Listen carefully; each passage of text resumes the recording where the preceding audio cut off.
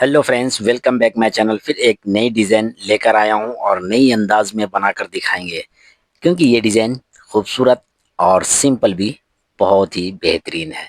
जो आप देख सकते हैं, इस कपड़े को भी आप देख सकते हैं, बहुत ही बारीक है और पतला भी है। तो इसके नीचे फ्यूजिंग पेपर लगाकर डिज़ाइन बनाएंगे। फ्यूजिंग पेपर लगाकर अगर डिज़ाइन बनाएंगे तो ये कपड़े फटेगा भी नहीं और डिज़ाइन की फिनिशिंग भी बहुत ही खूबसूरत आएगा। तो इसी तरीके से हम फुल स्टेप बाय स्टेप बनाकर दिखाएंगे। तो वीडियो में एंड तक बने रहें। उम्मीद करता हूं कि आज की डिज़ाइन आपको बेहद पसंद आने वाली है। तो वीडियो में एंड तक बने रहें। अगर नए हैं तो रिजवान एम्ब्रॉयडरी चैनल को सब्सक्राइब कर लें। तो आप देख सकते हैं, 2 इंच के ऊपर ये मार्किंग लगा रहे हैं। ये 2 इंच के ऊपर मार्किंग लगा रहे हैं कि सबसे पहले फूल बनाना है 6 पत्ते का। तो 6 पत्ते का फूल बनाएंगे और आप देख सकते हैं ये फूल की खूबसूरती भी बहुत ही बेहतरीन है।